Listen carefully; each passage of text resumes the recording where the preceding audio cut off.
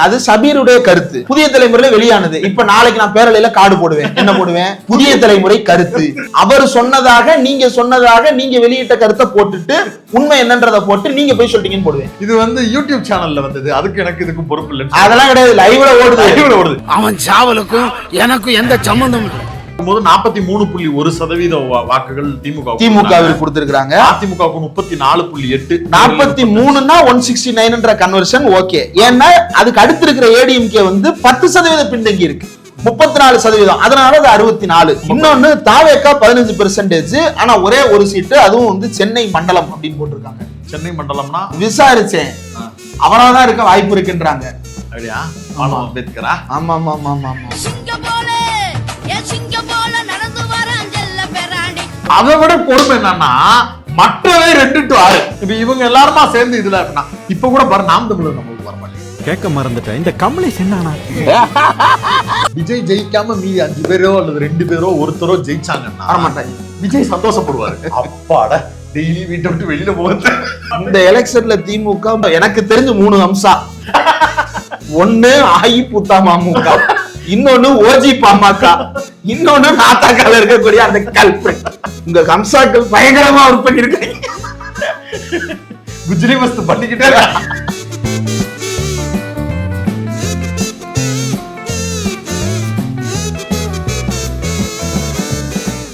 பெரிதும் எதிர்பார்க்கப்பட்ட எக்ஸிட் போல்ஸ்கள் வந்துவிட்டது.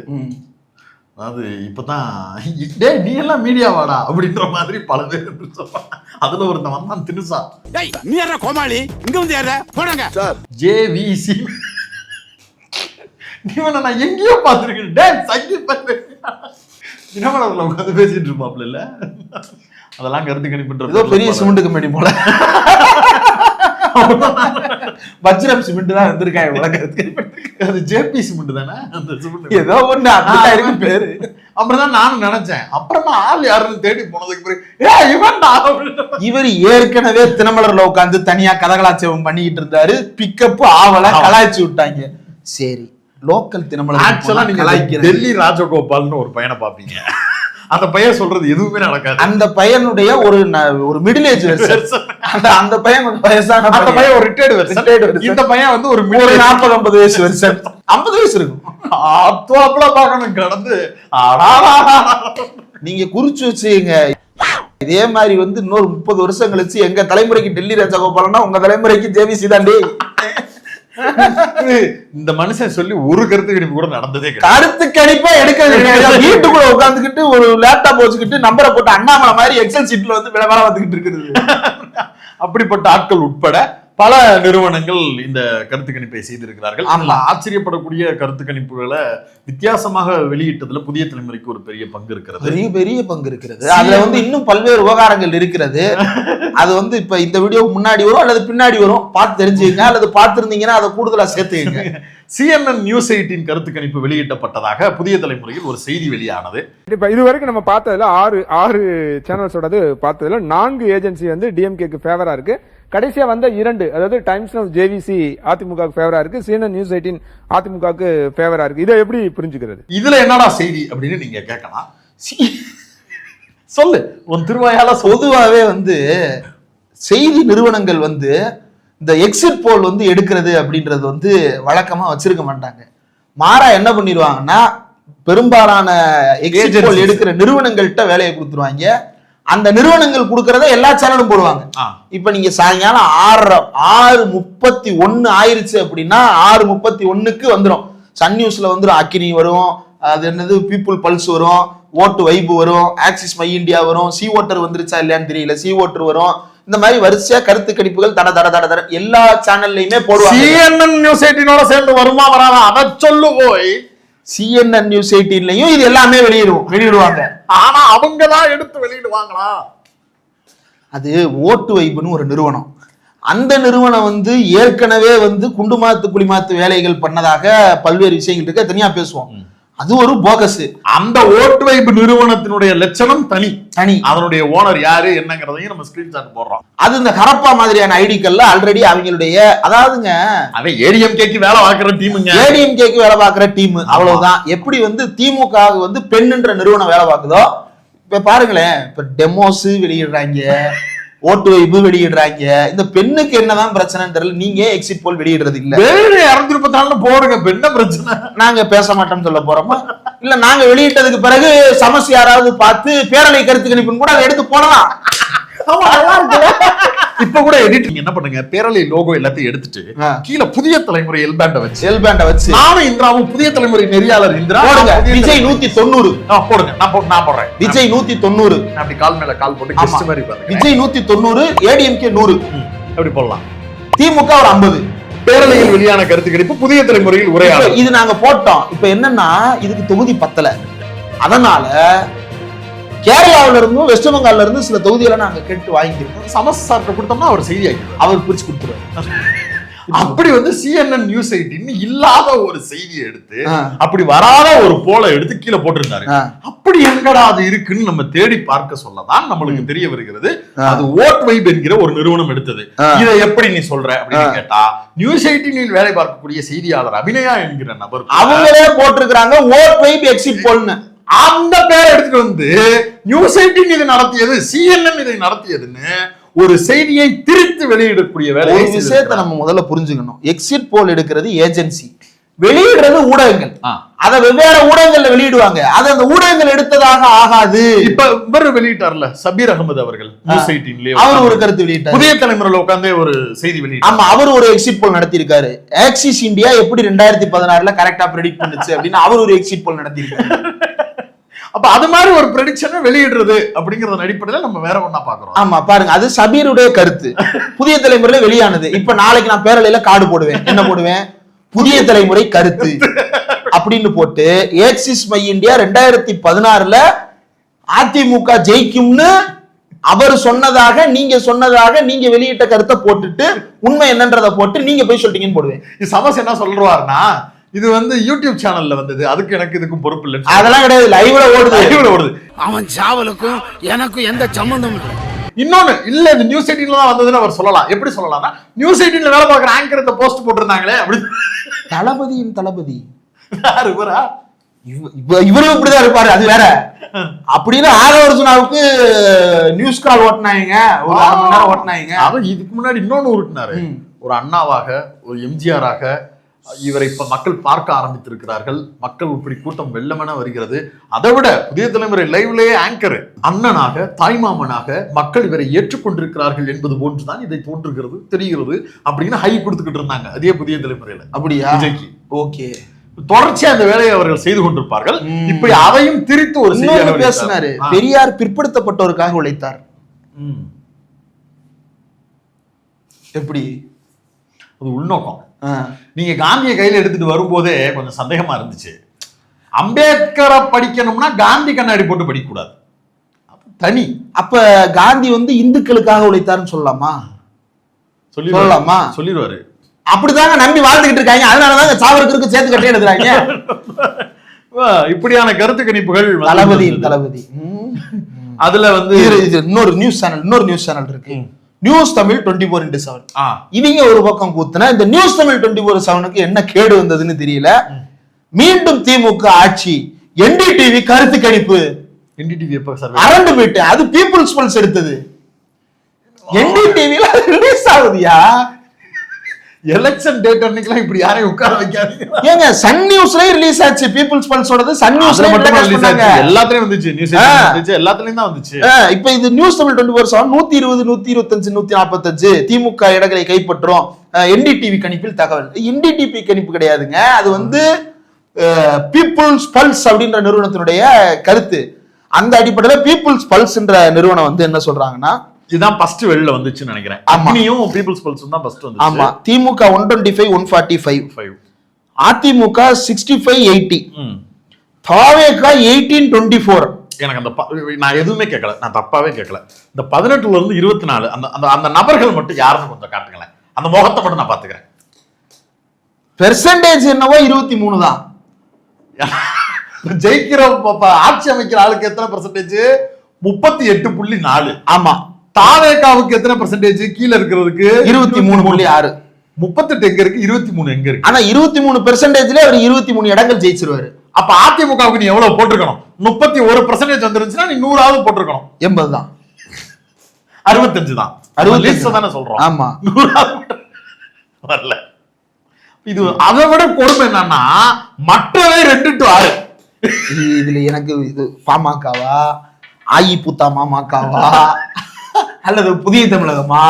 நான் நண்பர் வேல்முருகன் அவர் வச்சிருக்கிற தமிழக வாழ்வுரிமை கட்சியா? வாழ்வுரிமை கட்சி கிடையாது, அவங்க ஒரு கூட்டமைப்பு. அது பேர்ல தான் நின்னாங்க. தமிழக வாழ்வுரிமை கூட்டமைப்பா? இல்ல, அது ஏதோ அவங்க பேர் வச்சுக்கிட்டு இருந்தாங்க, அது பேர் தெரியல. அவர் உட்பட பல நபர்கள் அவர் சேர்த்துட்டு நின்னாங்க. சரி, ஐயா ராமதாசா, சின்னம்மா சசிகலா அவர்கள். அதான் அஇஅதிமுக மாமக. அதான் அது. அப்புறம் இது இந்த மாதிரி திவாகரன் கட்சி கலைச்சிட்டாரா? இருக்காரா தெரியல எனக்கு. அவர் சசிகலாவோட சேர்த்துட்டாரு. சேர்த்துட்டா. ஓகே. இப்ப இவங்க எல்லாருமா சேர்ந்து இதுல இப்ப கூட பாரு, நாம் தமிழர் நம்மளுக்கு வர மாட்டேங்குது. கேட்க மறந்துட்டேன், இந்த கமலேஷ் என்னன்னா? நீங்க நல்லா பாருங்க, நாசி சிம்பள மற்றவைக்கு ஒளிச்சு வச்சிருக்காங்க. அது நாசி சிம்பல் இல்ல, வாக்களிப்பு சிம்பல். இந்திய வாக்களிப்பு சின்னமே அப்படிதான் ஆகி போச்சு. 2 to 6 அப்படின்னா இது இந்த மற்றவை எல்லாம் நாம் தமிழர் தான்ப்பா அப்படின்னு நீங்க சொன்னீங்கன்னா அண்ணன் சீமானே இதை ஏத்துக்க மாட்டார். அவருக்கு நீ சொல்லு 2 to 6, தம்பி அந்த 4 பேரை மட்டும் எனக்கு காட்டுப்பான்னு சொல்லிட்டாங்க. நீ அந்த 6 பேரை மட்டும் எப்படி லிஸ்ட் பண்ணுவ? 4 முகங்கள் காட்டு. நீங்க இப்படி மற்றவைன்னு போட்டு தான் அவர் மாடல்ல மற்றவை குரலை வந்து தப்பா பேசிக்கிட்டு திடீர்னு அந்த மற்றவை விமர்சிச்சு நாம் தமிழர்னு வந்தாரு. அந்த நாம் தமிழர்லையும் 0 ஆக்கி போட்டு. ஆமா. அடுத்து என்ன கருத்து? அக்னி நியூஸ் சர்வீசஸ் போட்டிருக்காங்க. திமுக 169, ஏடிஎம்கே 64. அவங்க வந்து முன்ன பின்னெல்லாம் போடல, துல்லியமா ஒரு நம்பரை கொடுக்குறாங்க. தாவேகா 1.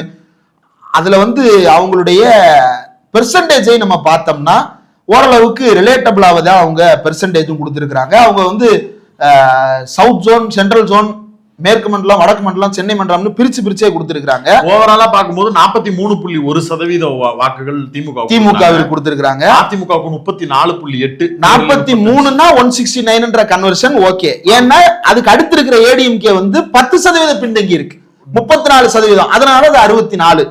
இன்னொன்னு தாவேகா 15%. ஆனா ஒரே ஒரு சீட்டு, அதுவும் வந்து சென்னை மண்டலம் அப்படின்னு போட்டிருக்காங்க.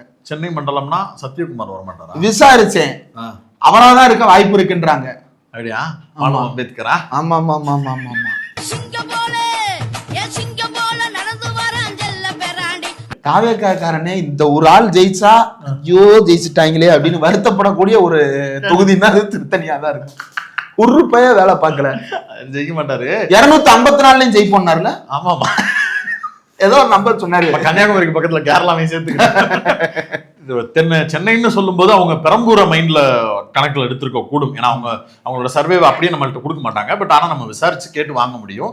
பட் இவங்க சொல்ற சென்னை மண்டலம் பார்க்கும்போது பெரம்பூர் அவங்க சொல்றாங்க. அப்படியும் கூட திருச்சி கிழக்கு அவருக்கு கைவிட்டு தான் போகுது. மற்றவர்கள்ல 2.9 தான். சீமான் இல்லையா? அப்ப அவர் தனியா 4.1. ஆனா வந்து இது வராது, ஓட்டு வராது. 8%ல இருந்து 4% ஆயிருக்குன்னா விஜயுடைய 4% ஓட்டு தான் போன தடவை அண்ணன் வாங்கியிருக்கிறாரு அப்படிங்கிறத நம்ம புரிஞ்சு கொள்ள முடியுது. திமுக இருந்து அதிமுக இருந்து இவர் ஒரு 15 வாங்குறாருன்னு சொல்ல முடியாது. ஏன்னா அந்த 4 இங்க வாங்குறாரு. இப்போ 9% தான் வந்திருக்கு. இந்த 9% தான் தாவேக்கா. கரெக்டா? இதுல போன 4 இருக்குல்ல, அந்த 4 தானே இது. ஆமா. அப்ப இதை எடுத்துக்கிட்டோம்னா இந்த 8 ஆயிருச்சுன்னா இவருக்கு வந்து 15. அதுல ஒரு 4 கழிச்சா 11. 11ல திமுக இருந்தும் அதிமுக இருந்தும் பாதி வாங்கினாருன்னா 4 ஓகே. அண்ணன் கமலஹாசன் வரலை, நான் இன்னும் ஒரு படி மேலே ஏறி இருப்பேன். உங்களுக்கு புரியுதுன்னு நினைக்கிறேன். இப்ப என் தம்பி விஜய் வந்து குறுக்க வரலைன்னா மொத்த ஆட்டமும் என் பக்கம் தான் இருந்தது. அப்ப இது என்ன நினைக்கிறேன், இது எப்படி பண்றது? ஒவ்வொரு காலம் எடுத்து வைக்கும் போதும் ஒருத்தர் வரும்போது நாங்க வீழ்த்தப்பட்ட ஒரு இனம் எல்லா வலுவையும் ஊண்டி எழும்போது ஒருத்தர் வந்து அழுத்திக்கிட்டே இருந்தா எப்படி? அதேதான் இது வந்து அக்னியினுடையது. அதுல வந்து ஒரு அறுதி பெரும்பான்மையோடு திமுக ஆட்சி அமைக்கிறது அப்படின்னு அக்னி நியூஸ் சர்வீசஸ் அவங்க ப்ரீ போல்லே அதே தான் சொன்னாங்க, போஸ்ட் போல்லையும் கிட்டத்தட்ட அதே தான் சொல்லியிருக்கிறாங்க. பீப்புள்ஸ் போல் சொல்லியாச்சு. அதற்கு அடுத்து வந்து டைம்ஸ் நவ் கருத்து கணிப்புன்னு இவங்களும் போட்டிருக்காங்க. ஜேவிசி டைம்ஸ் நவ், நியூஸ் 7 ஒரு பக்கமா அட்டாக் பண்ண விடுங்க, எல்லாரையும் அட்டாக் பண்ண, எல்லாரும் வாங்கி கட்டாதீங்க ஒரே நாள்ல வந்து. அதுல வந்து என்ன டைம்ஸ் நவுன்னு போட்டு திமுக ஆட்சி அமைக்கும்னு போட்டிருக்காங்க. இவங்க வேற என்னத்தையோ தப்பா போட்டிருக்காங்க. இது என்ன கருத்து கணிப்பு எங்களுக்கே தெரியலையே. டைம்ஸ் நவ் வெளியிட்ட கருத்து கணிப்பே இது கிடையாது. டைம்ஸ் நவ்ல வெளியிட்ட ஜேவிசியோடதுல ஏடிஎம்கே ஆட்சி, இதுல டைம்ஸ் நவன் போட்டு 140 143 போட்டிருக்கிறாங்க. இது என்னன்றதை பின்னாடி வேற எதையாவது கண்டுபிடிக்கும் போது இதுதான் நம்ம சொல்லிக்கலாம். மின்னம்பலம் எடுத்திருக்கிறார்கள். மின்னம்பலம் வந்து ரொம்ப ரொம்ப க்ளோஸா பெர்சன்டேஜ் கொடுத்திருக்காங்க. அதே போல அவங்களுடைய ஓட்டு பெர்சன்டேஜும் அவங்களுடைய நம்பர்ஸும் வந்து ரிலேட்டபிளா தான் அவங்க பிரசன்ட் பண்ணிருக்காங்க. எனக்கு அதுல தாவேக்காவுடைய 5 அப்படிங்கறதுல பெரிய நம்பிக்கை இல்லை. ஏன்னா 5 நபர்கள் யாரு அப்படிங்கறத நம்ம முதல்ல பார்க்கணும். தாவேக்காவினுடைய முகங்களா இருக்கக்கூடியதுல விஜய் 2 இடம் அப்படின்றத வச்சுக்கலாம். கோபிச்செட்டிப்பாளையம் 1, மீதி தாவேக்கால பிரபலமா இருக்கிறவங்க தேர்தல் நிக்கல. ஆமா, அதனால 3 பேரை மட்டும்தான் நம்ம சொல்ல முடியுது. 3 ஓகே அப்படின்னு பார்த்தா ஒரு 5 அப்படின்றது இவங்க சொல்றதை வச்சு பாக்குறேன், பெர்சன்டேஜ் வச்சு சொல்லும் போது. பட் மின்னம்பலம் அவர்களுடைய கருத்து கணிப்பு பெரும்பாலும் ஒரு அது என்ன சொல்லுவோம், உண்மைக்கு நெருக்கமான ஒரு லைன்ல தான். ஆனா நான் சோர்சஸ் விசாரிச்சேன், அந்த 5ல திருச்சி கிழக்கும் பெரம்பூர் இருக்க வாய்ப்பே இல்லைன்றாங்க. ஐயோ, இது அதை விட பெரிய ஆபத்தாச்சு. சத்யகுமார் அப்புறம் சபாநாயகரா போடுறதுக்காக அவர் கண்டிப்பா சட்டமன்றம் போயிருவாரு. யாரு? ராஜமோகனா? ஆமா, பட்டிமன்றம் மாதிரி நடுவரா சீட்டு கொடுங்க. மஜாவா இருக்கும். விஜய் மட்டும் தோத்து மீறி எவ்வளோ ஒரு 2 பேர் 3 பேர், செங்கோட்டைன்னு சொல்லி ஒரு ஆளு இப்படி, ஏன்னா அந்த காஸ்ட் ரிலேட்டடா ஒரு ஓட் பேங்க் இருக்கும், அப்புறம் ஸ்வீட் அது இதுன்னு கொடுத்துருப்பாங்க. அதெல்லாம் வச்சு பார்க்கும்போது மீறி 5 பேர் ரெடி ஆகி. ஆமா, சட்டமன்றத்துல போர் அடிச்சா வந்து எல்லாரும் முன்னாடி டேப்ல வந்து பாபா பலக்ஷி படம் ஓடும். திமுகவே எழுதி கொடுத்துருவாங்க. ஐயா, ஆளுங்கட்சி நாங்க தான், சட்டசபைக்கு நாங்க வரலன்னா வந்து விஜய் வீட்டுல இருந்து ஒரு 50 பேரை கூட்டிட்டு வந்து உட்கார வச்சு படம் பார்க்க வைப்போம். சுறா படத்தை எங்களுக்கு படம் பார்க்க தயா தெரியும், வேற எதையும் எங்களுக்கு சொல்லி கொடுத்தீங்க. ஆனா விஜய் ஜெயிக்காம மீதி 5 பேரோ அல்லது 2 பேரோ ஒருத்தரோ ஜெயிச்சாங்கன்னா வரமாட்டாங்க. விஜய் சந்தோஷப்படுவாரு. அப்பாட, டெய்லி வீட்டை விட்டு வெளியில போகுது, சம்மரு விண்டரு அது இதுன்னு ஓவர் பொல்யூஷன், நம்மள வெளியில நல்ல வேளை நம்ம தோத்தோம். ஒரு 3 படம் நடிக்கலாம். மமிதா பைஜுக்கு கொடுத்த வாக்குறுதி என்ன ஆகுறது? என்ன அடுத்த படம் நடிப்போம்னு சொன்னா? ஆமா, அது வெற்றி தோல்விக்கு பிறகு முடிவு பண்ணணும்னு சொன்னாரு. மமிதா சொன்னாங்கல்ல. ஆமா ஆமா, வாக்குமூலம் அவங்க கொடுத்ததும் இருக்கு.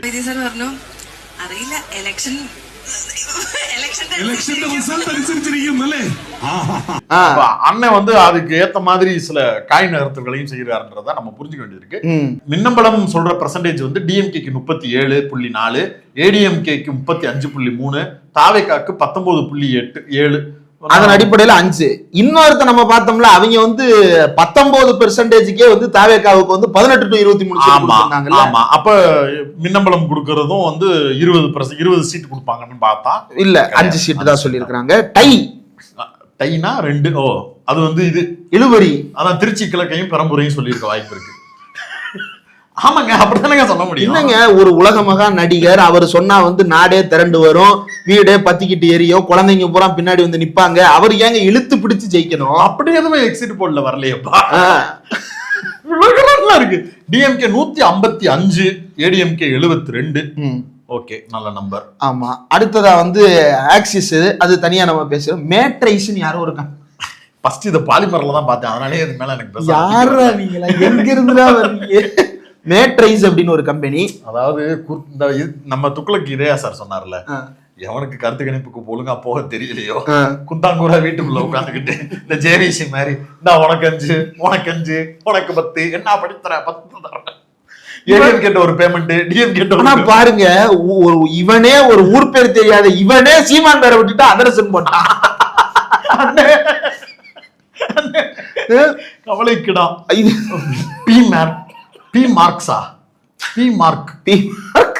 அவங்க வந்து திமுக 125 to 145, அது எல்லாரும் சொன்னதுதான். AIADMK 65 to 85, TVK 16 to 26. என்ன சீட்டா? ஆமா, அவனும் அதர்ஸ் ஒன்னுட்டு வாரன் போட்டிருக்கிறான்.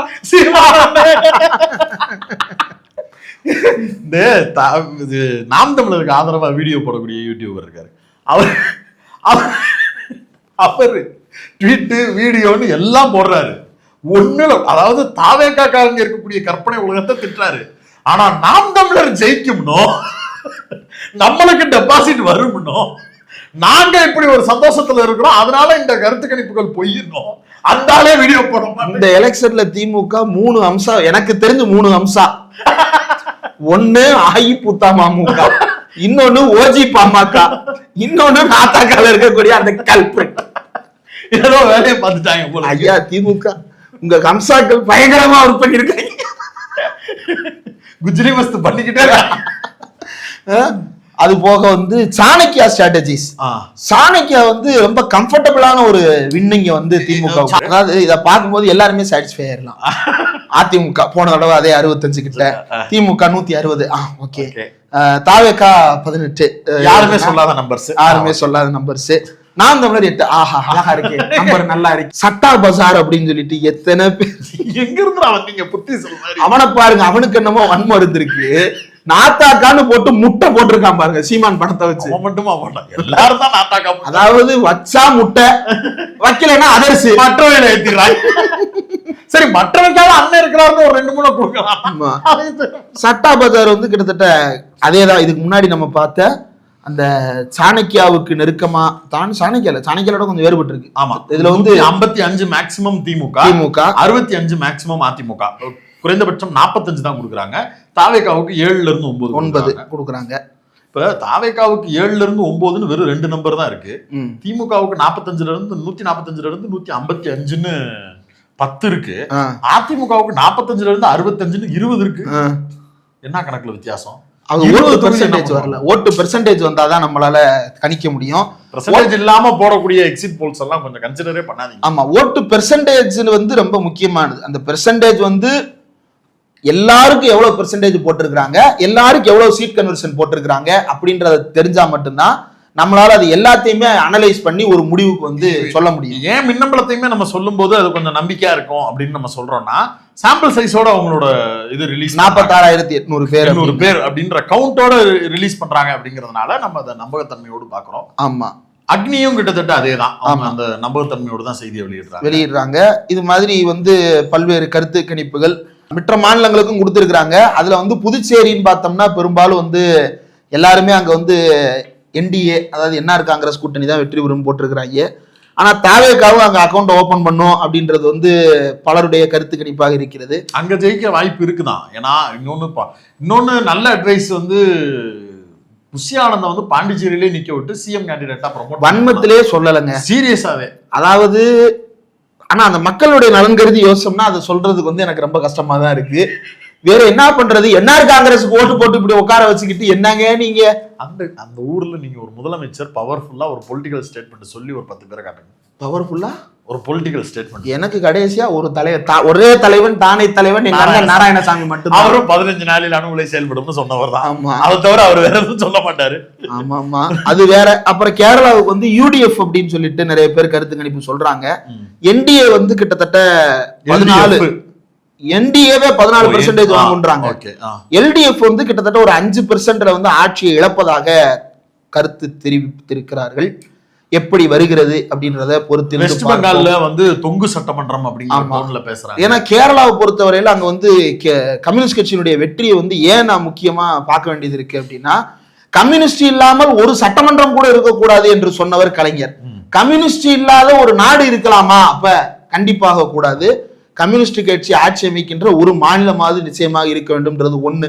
ரெண்டாவது, தமிழ்நாட்டோட இருக்கக்கூடிய உறவு அது வந்து ஒன்றிய அரசாங்கத்திற்கு எதிரான எல்லா விவகாரங்கள்லையும் தமிழ்நாடு, கேரளா, ஆந்திரா, கர்நாடகா, தெலுங்கானான்ற மாநிலங்கள்ல ஆந்திரா நம்ம கையை விட்டு போச்சு. அது எவ்வளவு கொடூரமா போயிட்டு இருக்குன்னு பார்த்தோம். தெலுங்கானா, கர்நாடகா, கேரளா, தமிழ்நாடு வந்து இந்த இணக்கப்போக்குக்கு காரணம் திமுக, கம்யூனிஸ்ட், 2 காங்கிரஸ் அப்படின்னு இருக்கிறதுனாலதான் இங்க இருக்கக்கூடிய கூட்டணிகள் ஸ்திரமானதாகவும் இங்க இருக்கக்கூடிய அரசியல் ரொம்ப காட்டமானதாகவும் காத்திரமானதாகவும் இருப்பதற்கு காரணம் இந்த வந்து ஒரு டிராவிடியன் கம்யூனிஸ்ட் அலையன்ஸ் அப்படின்றது. நேரடியான அலையன்ஸ் இல்லைனாலும் நேரடியா தமிழ்நாட்டுக்குள்ள அலையன்ஸ் இருக்கிற ஐடியாலஜிக்கல். ஆமா, ஐடியாலஜிக்கலா வந்து ஸ்டாலினுக்கும் பினராயி விஜயனுக்கும் இருக்கக்கூடிய அந்த நல்லுறவு என்பது அகில இந்திய அளவை வந்து அசைத்து பார்க்கக்கூடிய அளவிற்கு ஒரு முக்கியமான ஒரு விஷயம். அது கண்டினியூ ஆகணும் அப்படின்றது என்னுடைய பர்சனலான, எல்லாருக்குமே தமிழ்நாட்டு மக்களுக்கே பெரும்பான்மையா இருக்கக்கூடிய விருப்பம். அதனால அங்க வந்து அங்க வந்து காங்கிரஸ் தானே ஆப்போசிட்ல இருக்காங்க, காங்கிரஸ் வரட்டுமே அப்படிங்கிறது இருக்கலாம். ஆப்போசிட்ல இருக்கக்கூடியவர்களை வச்சுதான் காங்கிரஸ் மதிப்பிட முடியும்.